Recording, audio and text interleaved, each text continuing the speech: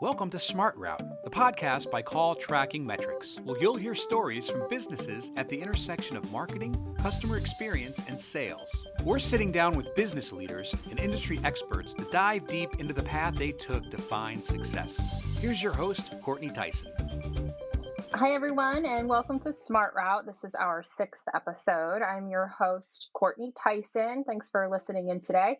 I am super excited for this episode because I'll be speaking with two of my CallTrackingMetrics colleagues, Ken Sylvain, our Director of Customer Success, and John Morgia, our sales team lead. Both Ken and John have been with CTM for about 3.5 years now. And both individually and collectively, they've had a huge impact on our organization. So welcome, John and Ken, and thanks for being here. Thank you. You. So let me give our listeners just a little bit of background as to like why we're here today with you specifically. John and Ken, they're both very effective and inspirational leaders for our organization. Not only are they very passionate about developing and nurturing our customer relationships, but relationships internally as well. They strive really to help others be the best they can be and realize their potential. And with that, John and Ken are here to talk about the amazing work they've put into both pioneering and implementing the CallTrackingMetrics Mentorship Program. This program, it's been largely successful and extremely beneficial for many of our team members. So John and Ken, I'd like to talk to you both more about your experience of mentoring in general, but also your experience building out the program. I think our listeners can really learn a lot from everything that you've learned throughout the process and the success that you've both had. So let's dive right in. I know you both are very passionate about mentoring. You've been mentors, you've been mentees throughout your career. So let's start talking a little bit about that. What has been your experience as a mentor or mentee, and what about that experience has helped you to grow in your careers? Sure. Well, I mean, this is something, as you can tell already, John and I are very passionate about. Many years ago, I worked at AOL, and I had a director come to me and ask me to start a new team. And while that was exciting, getting that opportunity, what was even bigger for me was how he mentored me. I mean, he really taught me how to navigate through the corporate waters, how to communicate effectively, how to really build a team and empower them. And that's been such a big help for me through the years that at times it's made all the difference. And I've been able to share that with other people. And what you realize is that when you get these nuggets of how invaluable and how life changing it can be. So it's kind of automatic to see, okay, how can I do that here? Because I really love what we're doing at CallTrackingMetrics. Well, how can we help others grow and be that much more effective in their jobs? Yeah, I'll speak on my kind of experience when it first started for me from a mentor mentee experience was I was in my first job, my first kind of like I don't say real job, but job out in the workforce, and spent a couple years in a sales role, and I was kind of only. For lack of a better term, really worried about my sales, myself. I was young. Um, I did my job, I did my work, I went home, I had my fun, and that was how I did. That was how I was, and it was great. And I had this new manager come in, and it was an eye-opening experience, and I'll never forget it. But he looked at me and he asked me to self-assess myself, how am I doing, etc. And I tooted my horn. I said, I'm one of your top sales reps. I help help other people out, really good at what I do. But yeah, kind of hot shot, right? And he just looked at me and put me back in my place, and he just called me a waste of talent. And he said he saw leadership skills in me and other attributes in me that I wasn't using, and that I should leverage those and use those not only for work but for other employees. And I say this when I've told this story over the years, it's kind of like he turned my light switch on into not only maybe my potential leadership skills that I might have, but also just in general that says sometimes you need to be talked into what you're capable of. And through the years, ever since that moment, I wasn't very happy when he told me I was a waste of talent. Let's get that straight, right? But over the uh, over the years that I got to work with him in different capacities, he really helped kind of guide me in a direction of keeping me in check and making sure I had my head on the right place and going in the right ways. And it would allowed me to understand that mentor mentee relationship that says sometimes you do need a little bit of help and a guide where you're going to help you get better. Kind of like a player coach kind of mentality. And I've taken that with me over the last 10 plus years in the workspace that I've been working on. Cool. It's nice. It's great to hear like your personal experiences, right? Like what was it that really made you so passionate about mentoring? How did it have an effect on you? And so, uh, being that you're heading up this program and you've had so much experience with mentors, being a mentor, what do you feel like the best qualities of a good mentor and mentee are? Ken, I'll let you kind of stab at that one first. I know in the program deck, I think you put together some of the qualities of a mentor mentee, right? Sure. Yeah. Yeah. Number one is you got to care, particularly for mentors, because it's a commitment. It's a time commitment. So if they care, if they really want to make a difference, they're going to invest that time. The other piece is making sure that they understand that if for a mentor, part of the role is really to be a compass, not a GPS, where we're not going to tell the mentee exactly what to do. Is really more so where's true north? How do you kind of orient yourself so you can get a different perspective? The next is being a counselor, where you want to give the mentee somebody they can go to where they can kind of just spill their guts. Tell her, hey, this is what happened, so they can get a different perspective. Sometimes they can actually work it out just by in the telling. And then the last thing is being a cheerleader. So it's a compass, counselor, and cheerleader. And the cheerleader is where the mentor is going to be working in their behalf, where, you know what, I got you, I believe in you, I'm going to encourage you. So you're constantly rooting that person on, encouraging them to go forward. So when you have those three things, the mentor can allow and really empower the mentee to see things differently and be that much better. Now, from a mentee standpoint, they have to be honest.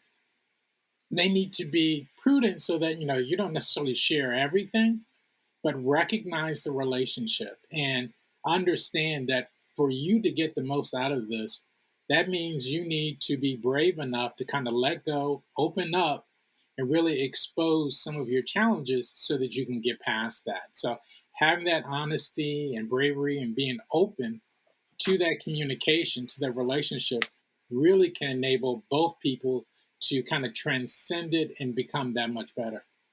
Thanks, Ken. John, do you want to add anything to that? Yeah, I think obviously echoing all of those suggestions and additives. You get in what you put out. It's like anything else, right? So, as from a mentee's perspective, what's unique about the program we're doing here is, we pair folks up with different people that are in different different sides of the organization, right? So, somebody on the sales team might work with a developer and vice versa, and whoever. So we try to, kind of make it in that atmosphere and in that light.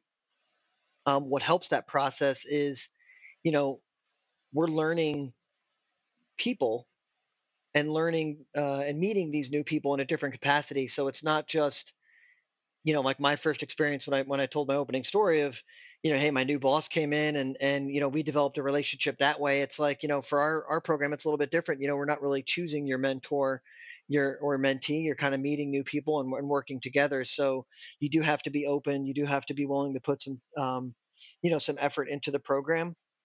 And then along with that, I like the philosophy side of things, the philosophical side of it, and really being able to get a read on each other and get a read on well, how much does this person want out of it, right?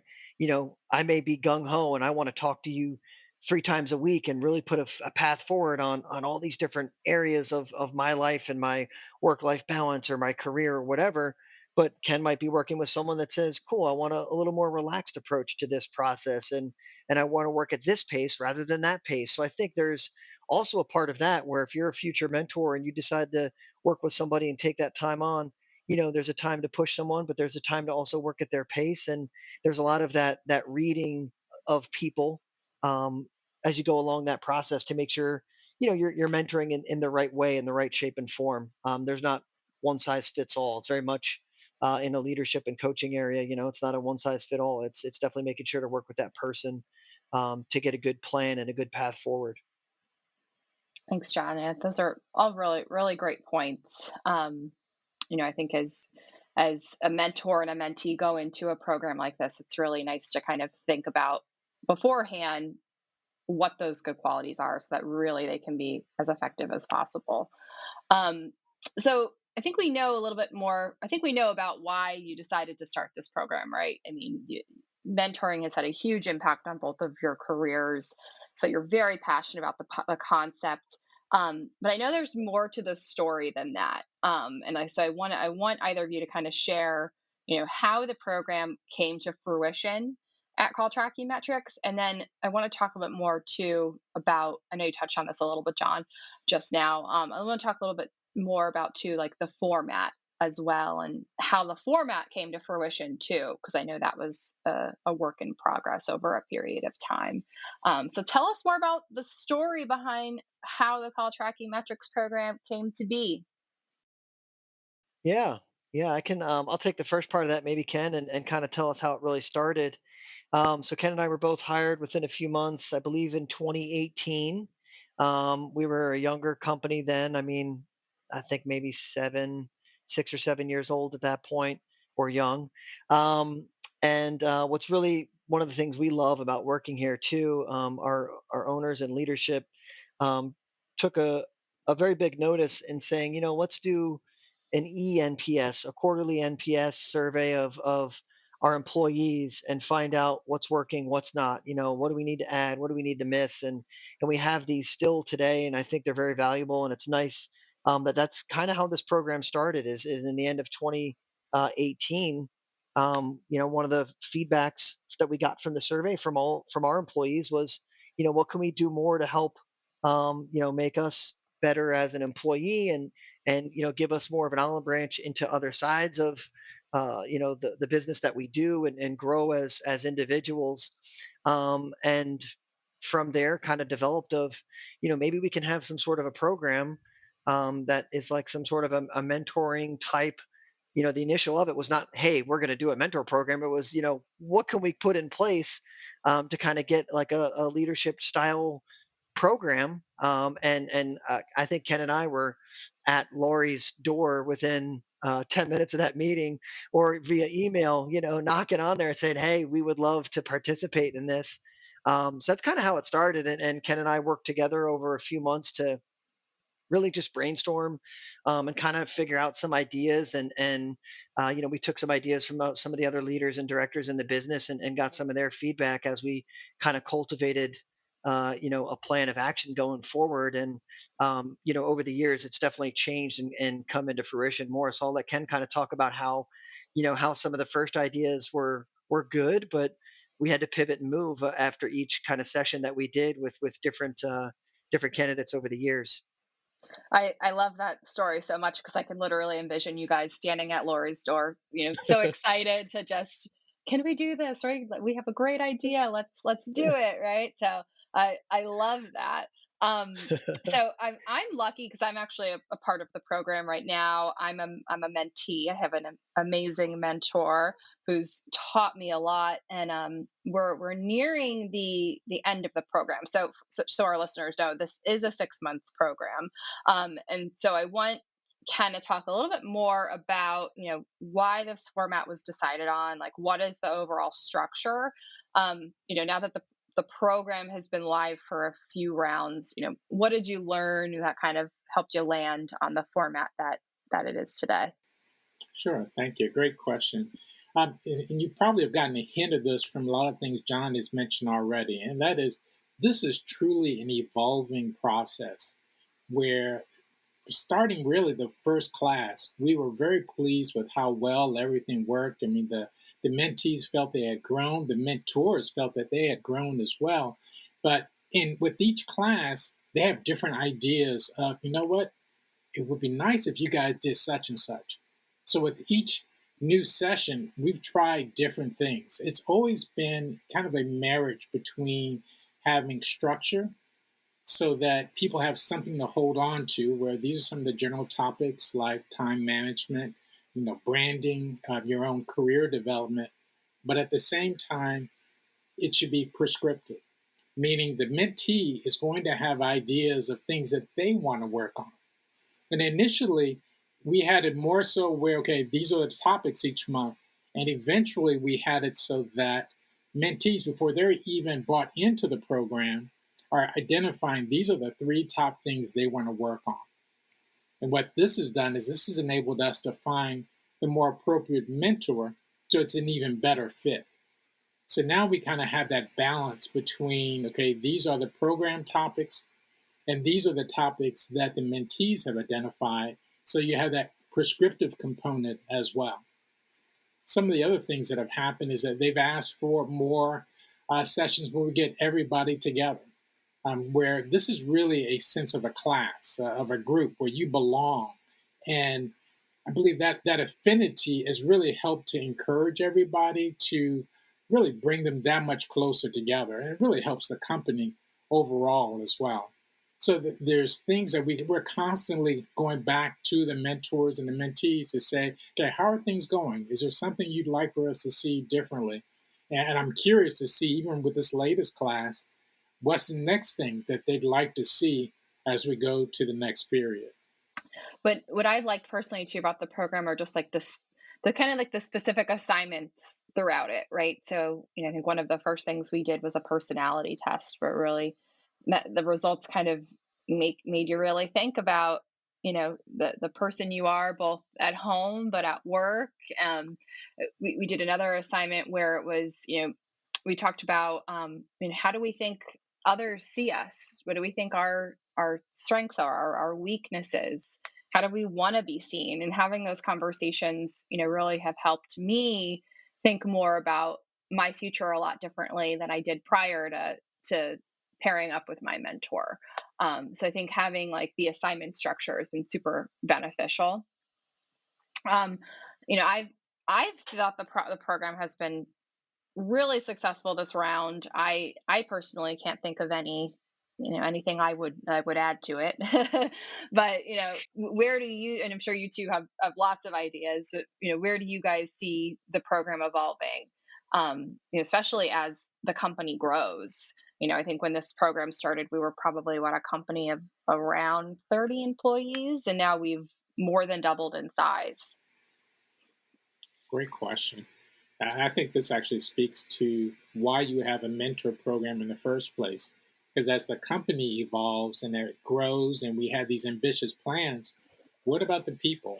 You got to make sure you continue to invest in the individuals. So, what we're looking at is as we have these 5 year plans and what we'd like to see, what are some of the things that the individuals have cast for themselves as well? So, John and I have been working on how we can kind of deepen some of those resources, that bank of information that the mentors can pull from to further assist the mentees. And that really is something that's kind of started to accumulate through the years. So now we have more information than what we did in the beginning. So we're continuing to work with the uh, leadership as well as the mentees just to get a sense of what are some of their evolving needs as we move forward so we can better position them for success. Yeah, that's great. I mean, it's one of the things that I don't want to say keeps me up at night, but as the new year comes around, Ken and I love working with Ken because we're both like, all right, how do we make it better? What's the next big thing? What could we do? The majority of, I think, the program, you know, really has been pretty solid from a consistency perspective. Some of the topics we chose were were used over and over again. We had minor tweaks here and there. So I think, sometimes it's good that we reach out to other people in our office and make sure we're kept grounded. It says, no, it was pretty good. You don't have to do big changes, maybe little tweaks here, little tweaks there. So that's kind of cool. One thing we didn't talk about was just how last year we had our mentor program in the middle of a transition during COVID when we had to all work from remote and work home. And that was one heck of a challenge too, just being able to keep the wheels on the bus, so to speak, for the program there. But it also allowed us to add, something this year to it, and the work from home element, and something that our company hasn't had to do. And that was a new thing that we got to add on this year, tips and tricks of working from home, right? I mean, things that I would have never have thought of, but making sure to have a good balance, and your posture, and don't just wake up and go to your desk, right? Wake up and have a routine, and just some little things there, right? That we were able to pass on that were helpful not only to our total organization, but just in the program itself. So it's really unique how sometimes, things will just happen in life in general and help make the program kind of evolve, organically on its own, as long as we allow it and realize it too. And just one little note that I had earlier when you guys were talking, before I forgot it, was Courtney, you said, you're a mentee this go around, and you like the program, et cetera, and it's kind of fun. And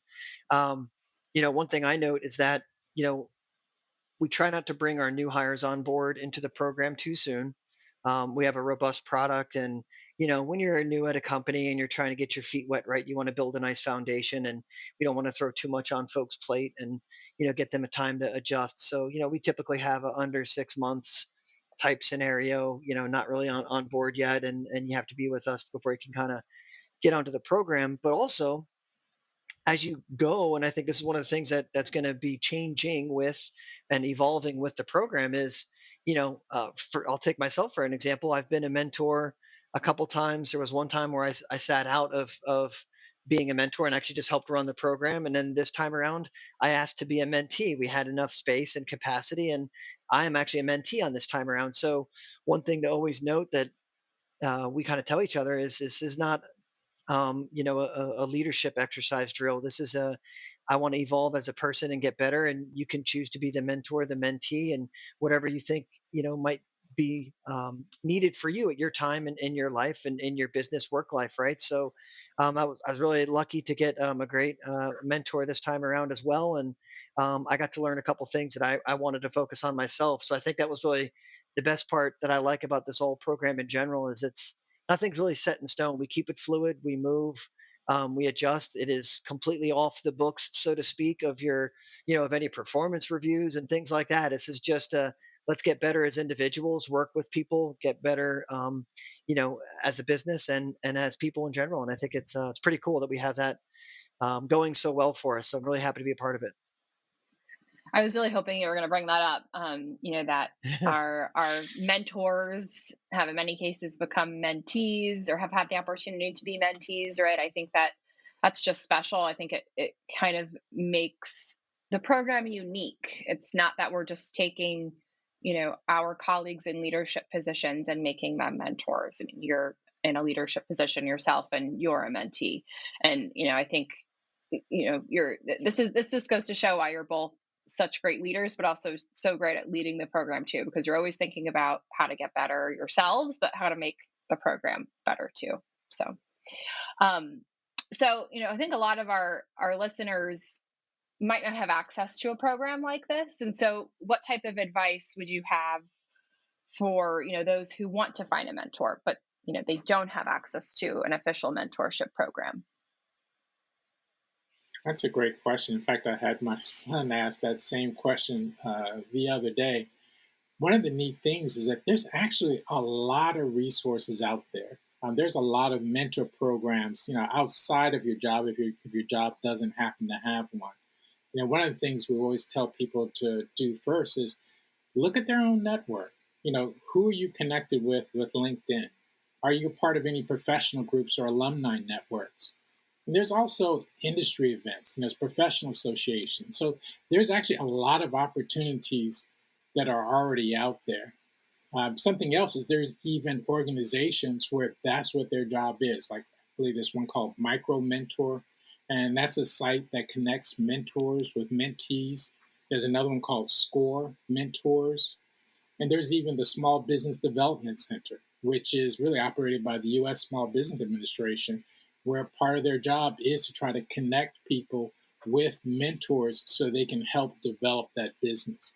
So there really are options out there. I do recommend people go to one of our best friends, Google, and check what are some of the options that are close to them. Uh, Definitely mind your own network first. The other piece is if you find somebody that you'd like for them to be your mentor, you may not want to come to them at first and tell them, say, hey, I'd like for you to be my mentor. That can be a little intimidating because people realize that that relationship can be very time consuming. What I would recommend first is just starting on the relationship. Get to know them, make sure that they're a good fit, allow them to get to know you. If you feel that, you know what, this could really be beneficial, go for it. Make your pitch. But first focus on the relationship, because one of the things that we found is that the best mentor relationships occur when there's a good fit. So I can't emphasize that enough. Thanks, Ken. Yeah, it's a good point. You guys do a lot of work behind the scenes in matching up the mentors and mentees. I think it's a good point to say too, like you don't have to put your mentor prospect into a box, right? Like they don't have to have a specific title. Maybe they don't work in the same role or industry as you, or the same capacity as you, right, at your organization or another organization. Just find someone that is a really good fit. So um, so I guess this one will be for John then.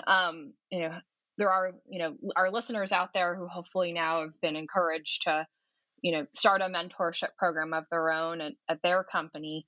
How would you recommend our listeners pitch a mentorship program at their own company? Blind luck. Just go out there and fire away. No, I'm just kidding. So yeah, I mean, I think that's a tough question, right? Because there's a lot of dynamics that go along with, where you're at in the company and where your company's at, what are their resources, et cetera, et cetera. Um, but I think a great way would definitely, talk to your initial boss first. Um, it's a good way to develop not only the relationship between you and your current, boss. I think that's just a great way to ask for advice, continue that relationship with, who you directly report to, if that's a great way to go. I think that's a good a step in the right direction. HR is also a great avenue if you happen to have an HR team or an HR director. Those are traditionally confidential, conversations, and it allows you to kind of voice your opinion, talk about it. So I would say find one of those two people if it's a good person to talk with. A couple other things you could do. I mean, think about it this way, right? So Ken and I luckily got to tag team this together. Pair up with someone that you think might be interested in this program as well. Um, you know, Persuasion in numbers is a great way to basically sell what the product you're trying to sell, right? And that is a mentor program. So get someone else that might be on board with something like this, to talk to and also have on your corner to then pitch it. But I think those are probably two great ways to initiate the process. When you do come to the table, just like anything else, you can't just say, hey, let's start this program, right? Come with information, come with ideas, come with maybe a rough draft or a predetermined idea of something that you might want to run and have in place, to pitch. So that way it's not just a thought or an idea, it's a tangible touch feel product that you're positioning that won't take much to lift and get off the ground, and maybe even pilot with a couple other people, right? So there's a lot of different ways to make sure, this idea that you're trying to sell internally to the company isn't a huge lift or a burden on the CEO or the HR department or whoever might be involved, in that decision making. Well, great points. Um, well, this has been really fun learning more about kind of how the program started, what's really your passion behind it all, why it's been successful, how it's evolved. I'm certainly a part of the program, but I didn't know the whole background, so it was exciting for me to learn about, your success, because, I'm learning from you too as I work with you both. And, it's been great working with you both. So I just want to thank you too for, taking time out of your day to chat with me and our listeners about all the success you've had. And, I think many of our listeners will be encouraged to, whether it be go out and find a mentor for themselves, or even pitch a program at their respective companies too. I don't think that I personally have ever worked for a company that has had such a great, structured program. And, like I said earlier, the benefits have just been, they've been great. So thank you both I would say thank you on behalf of myself, but our entire team, right, for putting all of the work into this. I know, many of our team members have had, such a great experience being a part of it. So thank you. Well, we thank you as well. I mean, we don't have a program without people willing to participate. And then, Ken and I could do a good debrief of getting your feedback and making sure it's honest, relentless feedback of was it good, bad, or indifferent, right? So having y'all is great. We love working with you all. I think it's so much fun. Just one thing I wanted to add in for anyone that would be listening is, even if you don't get a program developed, like a mentor program like this or something like that, my first experience working with a mentor, it's not like, this dude was like, "Hey, John, I'm going to be your mentor. Come under my wing." The conversation didn't even really happen like that, right? I told you that initial conversation of how it started. And, I kind of gravitated towards that individual, and I picked his brain a little bit over the first year that we started to work together. And then we kind of developed that relationship of, hey, I want to continue to work with you, help me, teach me, coach me, that sort of thing. So, it doesn't have to have that label of mentor, mentee. So if you already have that Hmm. person you're sort of kind of working with, sometimes it could just be that unspoken mentoring style, if you will. So keep that in mind too. But Sure. love Yeah. working with you, Courtney. I think you're awesome. I appreciate you having us on. Thanks, John. Ditto. That was a great last plug. I want to give Ken the chance too. Ken, is there anything, that you want to say before we conclude today? Sure. First of all, thank you, Courtney. It's been an honor to be a part of this. You've done so much for not just the mentoring program, but for the team as well. So we appreciate it. My thing would really be, and you guys have heard this before, share the love. I started that when I was volunteering. I was actually president of a board, and then I started applying it to work. And I realized it was even more appropriate there because there's so many things where people are helping you to succeed, um, where you feel almost obligated to share it with somebody else. How can you help somebody else succeed as well? And sharing the love is really like kindness. You can never give it away. The more you help other people grow and develop, you'll find that you're being helped that much more, and your success will shine that much brighter. So, just as John and I have enjoyed doing this, we've grown considerably. In fact, we've been promoted as well. So, there's a lot of pluses to just simply helping people and sharing what you've learned. Thanks, Ken. You are the best at sharing the love, that's for sure. I'm really excited just to see what the future holds for the both of you and for the program. So thanks again, and thanks to our listeners too for listening in and keeping up with us. We are always sharing more about what our team is doing internally on our social channels. So keep up with us there. We're on Twitter, Facebook, LinkedIn, Instagram. So check out, the fun photos we post about, the events that we have internally and the success of the different programs we have internally as well. And of course, to keep up with our podcast, follow us at Smart Route Pod on Twitter. Thanks again, and we'll talk to you soon.